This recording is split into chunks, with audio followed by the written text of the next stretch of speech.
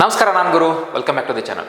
So ನಿಫ್ಟಿಲಿ ಇವತ್ತು 265.1 gap up ಆಯಿತು. ಸೊ GST ರೇಟ್ಸ್ ಏನು ಕಟ್ ಮಾಡಿರೋ, ಸೊ ಇದರಿಂದ ಒಂದು ಒಳ್ಳೆ ಮೂಮೆಂಟ್ ಆಯಿತು ನಿಫ್ಟಿಲಿ. ಸೊ ಮತ್ತೆ ಆ ಒಂದು ಗೇನ್ಸ್ ಏನು ಮಾಡಿತ್ತು 265 ಪಾಯಿಂಟ್ಸು ಈಗ ಬಂದು ಫ್ಲಾಟ್ ಆಗಿ ಎಲ್ಲಿಗೆ ಒಂದು ನಿನ್ನೆ ಕ್ಲೋಸ್ ಆಗಿತ್ತು ಅದೇ ಒಂದು ಪಾಯಿಂಟಲ್ಲಿ ಬಂದು ಕ್ಲೋಸ್ ಆಗಿದೆ. ಸೊ ಬನ್ನಿ ನಾವು ನಿಫ್ಟಿಯ ಟಾಪ್ ಗೇನರ್ ಟಾಪ್ ಲೂಸರ್ನ ನೋಡ್ಕೊಂಡು ನಿಫ್ಟಿಯ ಚಾರ್ಟ್ ಬಗ್ಗೆ ಡಿಸ್ಕಸ್ ಮಾಡೋಣ. ಸೊ ಟಾಪ್ ಗೇನರ್ಸಲ್ಲಿ M&M ಇದೆ, Bajaj finance, Apollo hospital, Bajaj Finserv, ಹಾಗೆ ನೆಸ್ಲೆ ಇಂಡಿಯಾ ಇದೆ. ಸೊ M&M ಇವತ್ತು ಆಲ್ಮೋಸ್ಟ್ ಒಂದು 6-7% ಹೋಗಿತ್ತು, ಈಗ ಬಂದು ಆಲ್ಮೋಸ್ಟ್ ಒಂದು 6% ರೇಂಜಲ್ಲಿ ಕ್ಲೋಸ್ ಆಗಿದೆ. ಸೊ ಲೂಸರ್ಸಲ್ಲಿ HDFC ಲೈಫ್ ಇದೆ, ಟಾಟಾ ಕನ್ಸ್ಯೂಮರ್, ಇಂಡಸ್ಇಂಡ್ ಬ್ಯಾಂಕ್, ವಿಪ್ರೋ, ಮಾರುತಿ ಇದೆ. ಸೊ 2.82 ಇಂದ 1.65% ಇದೆ. ಮಾರ್ನಿಂಗು ಈ ಎಲ್ಲ ಸ್ಟಾಕ್ಸ್ಗಳು ಒಂದು ಪಾಸಿಟಿವ್ ನೋಟಲ್ಲೇ ಇದ್ವು. ನಿನ್ನೆ ಎಲ್ಲಿ ಕ್ಲೋಸ್ ಆಗಿತ್ತೋ ಅದೇ ಒಂದು ಪ್ರೈಸ್ಗೆ ಕ್ಲೋಸ್ ಆಗಿದೆ. ಸೊ ಬನ್ನಿ ನಾವು ನಿಫ್ಟಿ ಚಾರ್ಟ್ನ ನೋಡೋಣ. ಸೊ ನೀವು ನೋಡ್ತಾ ಇದ್ದೀರಾ 15 ಮಿನಿಟ್ಸ್ ಟೈಮ್ ಫ್ರೇಮ್. ಸೊ ನಿನ್ನೆ ವಿಡಿಯೋದಲ್ಲಿ ನಾವು ಡಿಸ್ಕಸ್ ಮಾಡಿದಾಗೆ ನಮ್ಮೊಂದು ರೆಸಿಸ್ಟೆನ್ಸ್ ಝೋನ್ ಕಾಣ್ತಾ ಇತ್ತು 24,880 ಹಾಗೆ 24,820 ಅಂತಂದೇಳಿ. ಬಟ್ ಮಾರ್ನಿಂಗು ಇಷ್ಟು ದೊಡ್ಡ ಒಂದು ಗ್ಯಾಪ್ ಅಪ್ ಓಪನ್ ಆದಮೇಲೆ ಸೊ ಅದು ಯಾವ ಒಂದು ಲೆವೆಲ್ ಸಹಿತ ರೆಸ್ಪೆಕ್ಟ್ ಮಾಡಲಿಲ್ಲ.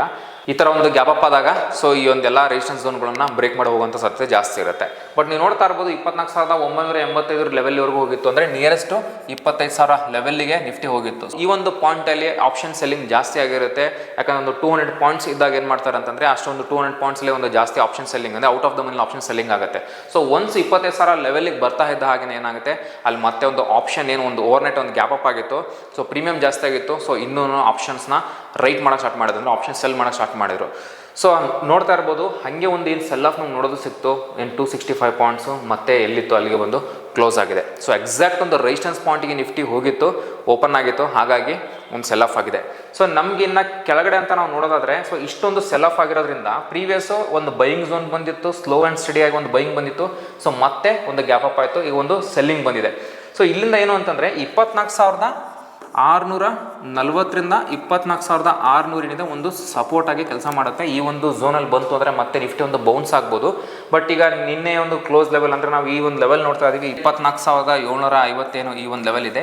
ಈ ಒಂದು ಪಾಯಿಂಟಲ್ಲಿ ನಿಫ್ಟಿ ಹೋಲ್ಡ್ ಮಾಡ್ತಾ ಇದೆ. ಸೊ ಇಲ್ಲಿಂದ ಮತ್ತೆ ಒಂದು ಬೌನ್ಸ್ ಆದರೆ ನಾಳೆ ನಮಗೆ ಅಪ್ಸೈಡ್ ಸಹಿತ ನೋಡೋದಕ್ಕೆ ಸಿಗ್ಬೋದು. ತುಂಬ ಒಂದು ಒಳ್ಳೆ ಸೆಲ್ ಆಫ್ ಆಗಿರೋದ್ರಿಂದ ಒಂದು ಸ್ವಲ್ಪ ಬೈಯಿಂಗ್ ಬರ್ಬೋದು ಅಂತ ನಾನು ಅನ್ಕೊಳ್ತಾ ಇದ್ದೀನಿ.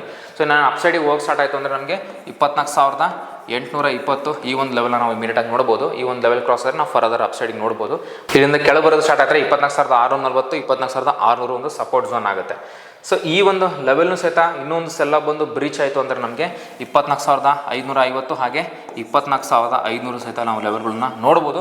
ಬಟ್ ಅಷ್ಟು ಸೆಲ್ಲಿಂಗ್ ಬರಲ್ಲ ಅಂತ ಅಂದ್ಕೊಳ್ತೀನಿ. ಸೊ ನೋಡೋಣ ಇಲ್ಲಿಂದ ಏನಾದರೂ ಒಂದು ಬೌನ್ಸ್ ಆಗಿ ಮತ್ತೆ ಮೇಲ್ಗಡೆ ಹೋಗುತ್ತಾ ಅಥವಾ 24,640ರಿಂದ 600 ರೇಂಜಲ್ಲಿ ಬರುತ್ತಾ ಅಂತಂದೇಳಿ.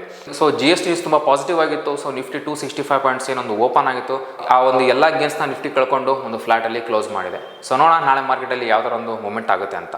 ಸೊ ನಿಮ್ಗೆ ಏನಾದರೂ ಸ್ಟಾಕ್ ಮಾರ್ಕೆಟಲ್ಲಿ ಇಂಟ್ರೆಸ್ಟ್ ಇದ್ದು ಸ್ಟಾಕ್ ಮಾರ್ಕೆಟಲ್ಲಿ ಇನ್ವೆಸ್ಟ್ ಮಾಡಬೇಕನ್ನೋ ಒಂದು ಆಸಕ್ತಿ ಇತ್ತು ಅಂದರೆ ನೀವು ನಮ್ಮ ವೀಕ್ಲಿ ಆಫ್ಲೈನ್ ಬ್ಯಾಚ್ಗೆ ಜಾಯ್ನ್ ಆಗ್ಬೋದು.